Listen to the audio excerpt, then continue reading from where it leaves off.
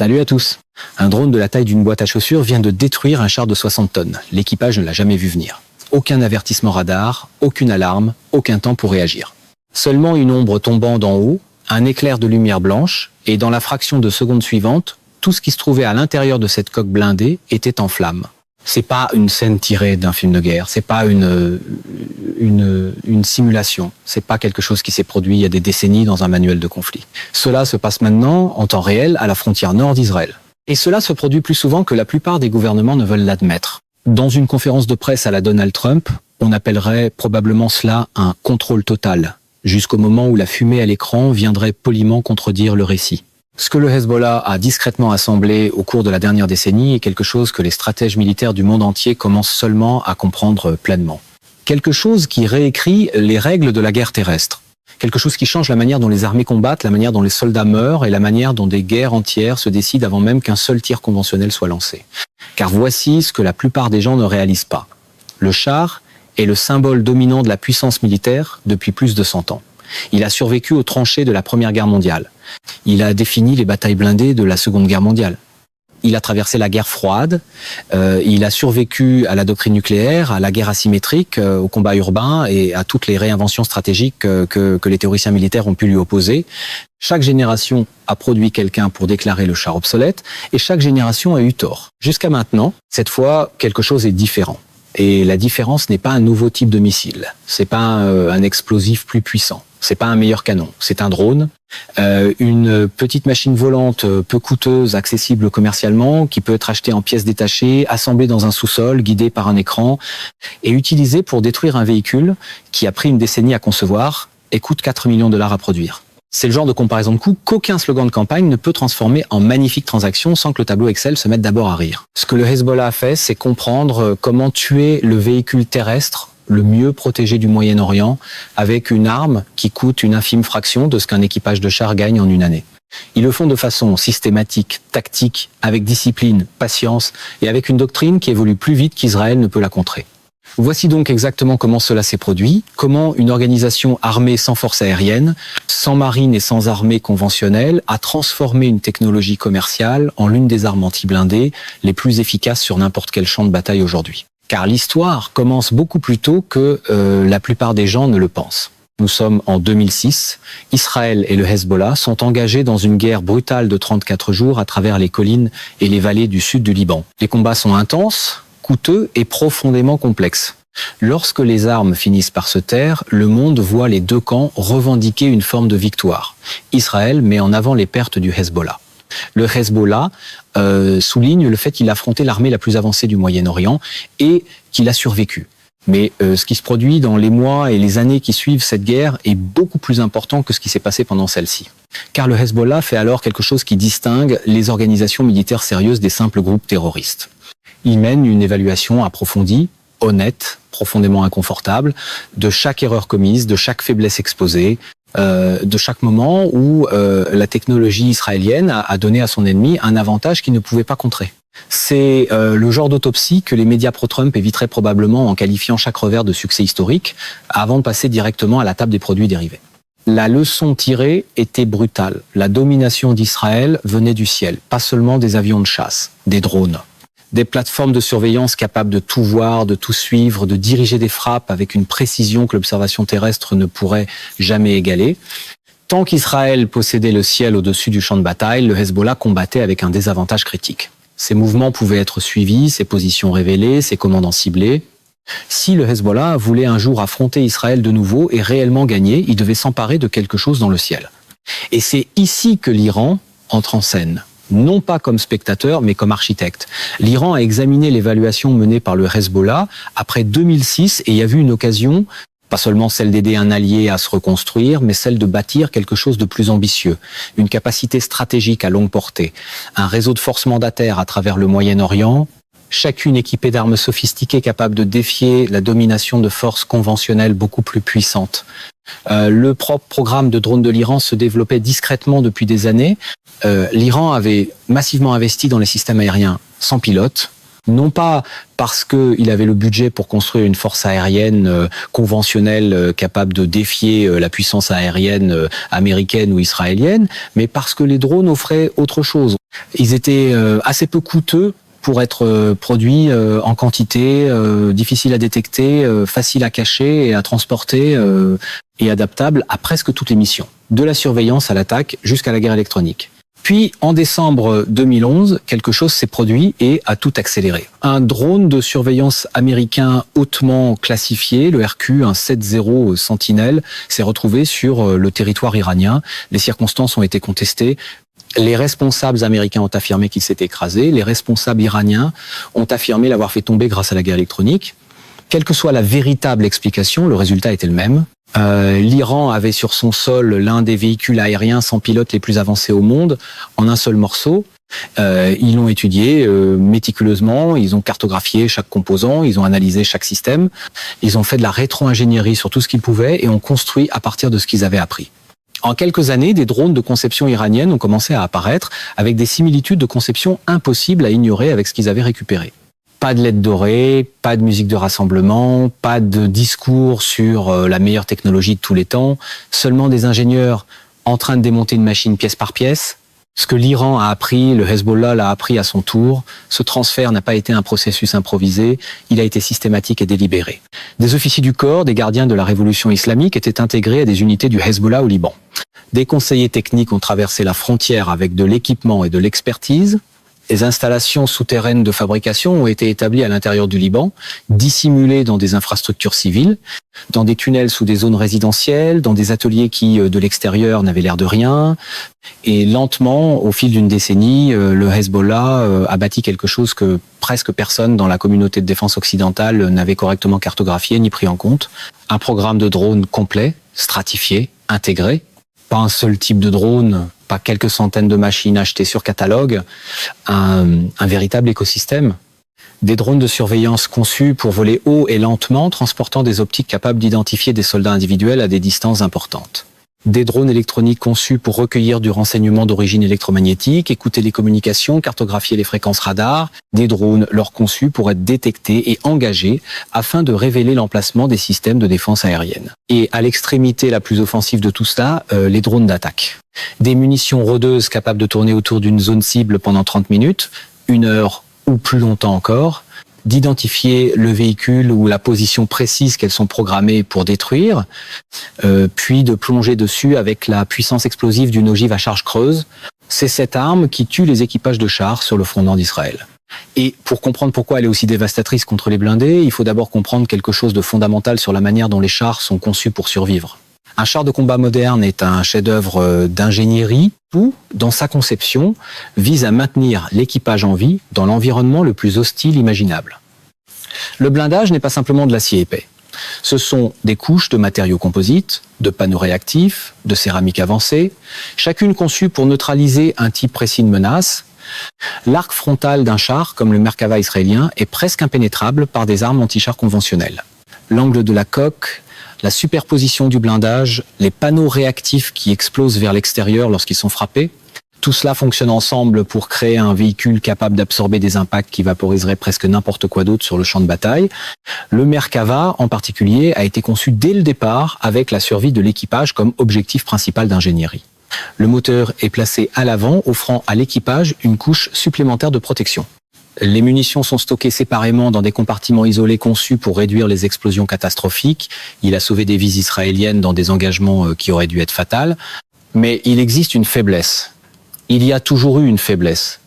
Et tous les planificateurs militaires sérieux dans le monde ont toujours su ce qu'elle était. Le dessus d'un char est mince. Non pas parce que les ingénieurs ont été négligents, mais parce que le modèle de menace d'un siècle de guerre blindée supposait des attaques venant de l'avant ou des côtés, de chars ennemis situés à peu près à la même hauteur, de canons anti-chars tirant sur une trajectoire plate, de fantassins tirant des grenades propulsées par roquettes depuis le niveau du sol. On met le blindage là où se trouve la menace. Le dessus du char n'a jamais été un axe de menace principale. Le blindage y est donc une fraction de celui qui couvre l'avant. Même le discours le plus bruyant sur la force maximale a un toit. Et les toits, malheureusement, obéissent à la physique. Une munition rôdeuse attaque par le haut. Elle ne se soucie pas du blindage composite frontal du Merkava. Elle ne se soucie pas des panneaux réactifs sur les côtés. Elle tourne patiemment, identifie le véhicule, s'oriente au-dessus de la cible, puis plonge avec un angle abrupt directement dans le blindage le plus mince de tout le véhicule. L'ogive à charge creuse, conçue pour concentrer la force explosive, en un jet pénétrant étroit, perce la protection et explose à l'intérieur du compartiment de l'équipage. L'équipage n'a aucun avertissement. Le son des moteurs électriques du drone est presque inaudible comparé au bruit du champ de bataille. L'attaque vient d'une direction que personne ne surveille. Au moment où quelqu'un comprend ce qui se passe, tout est déjà terminé. C'est pas théorique. Cela a été filmé. Le Hezbollah a diffusé des images de frappes réussies. Des analystes militaires ont vérifié plusieurs incidents. Le schéma est constant et il est reproductible. Cependant, ce qui s'est produit ensuite dans l'évolution tactique du Hezbollah a tout changé à un niveau plus profond. Car la frappe de drone elle-même n'est qu'une couche de ce que le Hezbollah a développé. La véritable sophistication réside dans la manière dont il utilise ses armes ensemble, dans la doctrine qu'il a bâtie autour d'elle. Tout commence avant même qu'un équipage de chars ne voit quoi que ce soit. Des drones de surveillance sont lancés des heures, voire des jours à l'avance.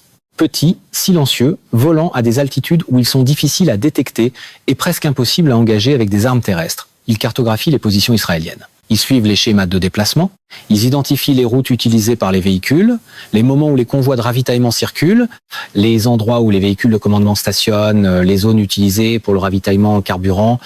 Ce renseignement n'est pas seulement tactique, il alimente une image persistante de toute la posture opérationnelle israélienne le long de la frontière. Ensuite, lorsqu'une opération est planifiée, la séquence se déroule avec précision. Des drones de surveillance supplémentaires sont lancés pour confirmer que la cible est toujours présente. Simultanément, dans certains cas documentés, des drones, leurs, sont envoyés vers des positions où l'on sait que des systèmes de défense aérienne israéliens opèrent.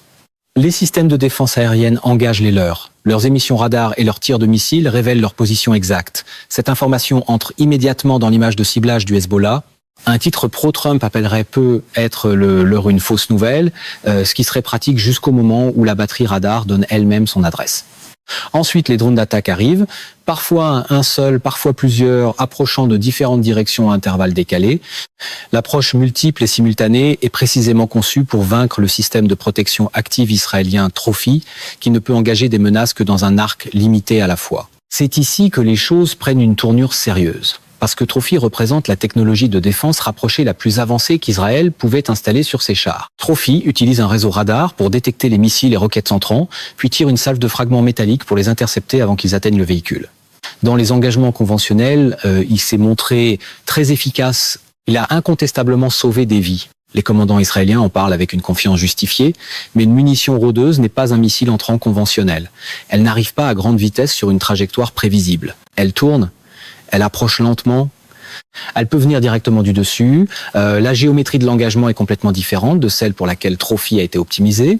Et lorsque plusieurs drones arrivent simultanément depuis différents angles, même un système Trophy fonctionnel fait face à un problème de ciblage et de réaction qui n'a jamais été conçu pour résoudre. Et des moments où les grands discours de fermeté rencontrent la géométrie, et la géométrie n'applaudit pas dans les rassemblements. Le Hezbollah le sait. Il a étudié la performance de Trophy dans chaque engagement documenté. Ces tactiques de drones sont bâties autour de ces limites. C'est le comportement d'une organisation militaire qui apprend et s'adapte en temps réel, pas d'un groupe terroriste improvisant avec ce qu'il a sous la main. Une force disciplinée qui mène des analyses après engagement, identifie ce qui a fonctionné et ce qui n'a pas fonctionné, puis intègre ses leçons dans l'évolution suivante de ses tactiques. Et ce niveau d'adaptation s'étend à la réponse à chaque contre-mesure israélienne. Israël dispose de capacités étendues de guerre électronique. Il peut brouiller les signaux GPS. Il peut perturber les communications radio entre un drone et son opérateur. Dans de nombreux engagements, cela fonctionne. Les drones grand public et même de nombreux drones militaires dépendent du GPS pour la navigation et des liaisons radio pour le contrôle. Brouiller ces signaux et le drone devient inutile. Le Hezbollah avait anticipé cela depuis des années. Ces drones d'attaque les plus sophistiqués utilisent plusieurs modes de guidage. Certains embarquent des systèmes de navigation inertiels qui ne dépendent pas du GPS du tout. Une fois lancés et orientés dans la bonne direction générale, ils naviguent en mesurant leur propre mouvement dans l'espace. Aucun signal externe n'est requis. D'autres utilisent un guidage optique dans lequel le drone verrouille la signature visuelle de sa cible et fonce vers elle à l'aide d'un flux caméra et d'un traitement d'image embarqué. Cela ne peut pas être brouillé électroniquement parce que cela ne dépend d'aucun signal transmissible. Certaines communications de drones du Hezbollah utilisent des liaisons chiffrées à saut de fréquence qui changent de fréquence radio des milliers de fois par seconde, rendant le brouillage traditionnel inefficace. Chaque tentative israélienne de trouver une nouvelle contre-mesure se heurte à un système de drones qui avait déjà été conçu avec cette contre-mesure en tête. C'est pas une coïncidence. Cela reflète des années de travail de renseignement détaillé de la part du Hezbollah et de l'Iran. Ils étudient la doctrine israélienne de guerre électronique. Ils testent les systèmes israéliens lorsqu'ils le peuvent. Ils conçoivent leurs armes précisément pour vaincre les défenses qu'ils savent devoir affronter. C'est la partie inconfortable. Le champ de bataille continue de faire ses devoirs pendant que le style conférence de presse continue de prétendre que la confiance est un système de défense. Et le résultat de tout cela, des tactiques, de la technologie et de la doctrine, est un environnement de champ de bataille fondamentalement différent de tout ce pourquoi les équipages de chars israéliens ont été entraînés. Imaginez ce que cela signifie psychologiquement d'être membre d'équipage dans un char Merkava sur le front nord en ce moment. La menace ne peut pas être vue. Le drone qui tourne au-dessus peut évoluer à une altitude où il est invisible à l'œil nu. Il n'y a aucun son distinctif pour avertir qui que ce soit. Les systèmes électroniques peuvent ou non le détecter selon le type de drone. Il ne peut pas être abattu avec les armes du char. Il ne peut pas être distancé. Il ne peut pas être évité simplement en se déplaçant vers un couvert parce que le drone de surveillance qui a appelé le drone d'attaque avait déjà cartographié chaque élément de couverture dans la zone opérationnelle. C'est l'axe de la résistance fonctionnant comme l'Iran l'a conçu, pas une collection de conflits séparés. Un ensemble de capacités en réseau pouvant être dirigées, modulées, escaladées selon des décisions stratégiques prises à Téhéran. Et les drones sont le tissu conjonctif de ce réseau. Chaque engagement au Liban enseigne des leçons qui sont partagées avec les opérateurs Houthis au Yémen. Chaque contre-mesure déployée par Israël est analysée pour ce qu'elle révèle sur les systèmes que des forces approvisionnées par l'Iran pourraient affronter sur d'autres théâtres. Le réseau apprend collectivement et il applique ses leçons sur tous les fronts simultanément. Israël n'est pas aveugle à cela. La réponse a été importante et multiforme. L'armée de l'air israélienne a mené de nombreuses frappes contre des installations de stockage d'armes, des sites de fabrication et des routes de transfert utilisées pour faire entrer des armes avancées au Liban. Des frappes de précision contre des convois, des opérations ciblées contre des installations spécifiques connues pour abriter des composants de drones. L'objectif est de dégrader l'inventaire du Hezbollah et de ralentir la chaîne de réapprovisionnement plus vite que le Hezbollah ne peut la reconstituer. De nouveaux systèmes anti-drones sont testés et déployés au niveau des unités. Des armes à énergie dirigées au laser capables de neutraliser des drones sans le coup d'un missile conventionnel. Des systèmes spécialisés, proches du fusil à dispersion, montés sur des véhicules spécifiquement pour engager des cibles lentes et basses que les radars de défense aérienne traditionnels peinent à suivre. Des suites de guerre électronique conçues précisément pour les opérations anti-drones distinguent des anciens systèmes de brouillage bâtis pour un autre environnement de menace. La doctrine tactique a été révisée. Les opérations de chars dans les zones contestées par les drones incluent désormais des éléments anti-drones dédiés se déplaçant avec les formations blindées. Un filtrage supplémentaire par l'infanterie pour détecter et engager les opérateurs de drones avant qu'ils puissent acquérir des cibles. Des changements dans les schémas de déplacement, le calendrier et la coordination conçus pour réduire la prévisibilité et empêcher le Hezbollah de mettre en place des embuscades venues d'en haut. Mais le défi fondamental demeure. Chaque contre-mesure appelle une contre-contre-mesure. Israël développe un nouveau système de brouillage. Le Hezbollah intègre le guidage optique à la prochaine génération de drones. Israël entraîne ses équipages à se déplacer en formation dispersée, plus difficile à engager pour un drone unique. Le Hezbollah développe des tactiques d'essaim capables d'attaquer plusieurs véhicules simultanément. La course technologique aux armements se déroule en temps réel et le rythme d'adaptation des deux côtés s'accélère. C'est ici que la politique par slogan commence à paraître très petite. Le drone ne se soucie pas de savoir qui avait le plus grand podium. Il existe une autre dimension de ce conflit qui n'est presque jamais abordée dans la couverture médiatique dominante et c'est peut être la plus importante de toutes. Ce qui est en train d'être établi au Liban aujourd'hui est un modèle, une preuve de concept qui sera étudiée, reproduite par tous les groupes armés non étatiques dans le monde qui ont un griffe et accès à la technologie. La combinaison précise que le Hezbollah a démontrée, une technologie grand public renforcée par des composants de qualité militaire, intégrée dans une doctrine tactique disciplinée et soutenue par un renseignement et une ingénierie de niveau étatique, n'est pas une formule qui exige un État-nation pour être mise en œuvre. Elle exige de l'argent, elle exige une expertise technique, elle exige de la formation. Mais la barrière à l'entrée baisse chaque année. Les drones commerciaux sont déjà immensément plus capables qu'ils ne l'étaient il y a 5 ans. Les composants nécessaires pour construire un drone d'attaque fonctionnel sont disponibles par des chaînes d'approvisionnement qui traversent plusieurs pays et sont presque impossibles à surveiller ou à restreindre. Entièrement. Les logiciels nécessaires pour programmer un guidage autonome sont de plus en plus accessibles. Le savoir-faire en ingénierie se répand dans la communauté mondiale de la défense plus vite que n'importe quel système de classification ne peut le contenir. Dans une décennie, la capacité que le Hezbollah a mis 20 ans à construire avec le soutien de l'Iran pourra être reproduite par des organisations disposant de ressources bien moindres et de beaucoup moins de contraintes sur la manière dont elles l'utilisent. C'est le monde qui se construit en temps réel dans les oliveraies et les collines calcaires du sud du Liban, dans le crépitement des équipements de brouillage électronique et le bourdonnement presque silencieux des pales électriques à altitude élevée, dans la mathématique terrible et transformatrice d'une petite arme peu coûteuse, précisément guidée, qui défait une machine massive, coûteuse et supposément invulnérable, dans le silence qui suit un engagement ayant duré moins de 3 secondes et mis fin à 100 ans de certitude blindée. Il est difficile de vendre la fanfaronnade America First à un avenir où l'arme décisive peut arriver dans une boîte en carton et coûter moins cher que le traiteur d'une collecte de fonds. Le char n'est pas fini. L'histoire est longue, les guerres sont complexes et aucune arme n'est jamais simplement remplacée. Les forces blindées du monde vont s'adapter. Elles développeront de meilleures défenses. Elles intégreront le soutien des drones à leurs propres opérations. Elles changeront leur doctrine, leur entraînement et leurs achats pour tenir compte de cette menace. L'industrie de défense israélienne, en particulier, a prouvé encore et encore qu'elle pouvait développer des solutions technologiques à des problèmes qui semblaient insolubles. De nouveaux systèmes laser sont déjà testés pour vaincre les menaces aériennes lentes. De nouvelles architectures radars sont explorées pour suivre de petites cibles à faible signature à des distances que les systèmes actuels ne peuvent pas atteindre. De nouveaux parcours de formation produisent des soldats qui comprennent les menaces de drones d'une manière qu'aucune génération d'équipage de chars n'avait eu à comprendre auparavant.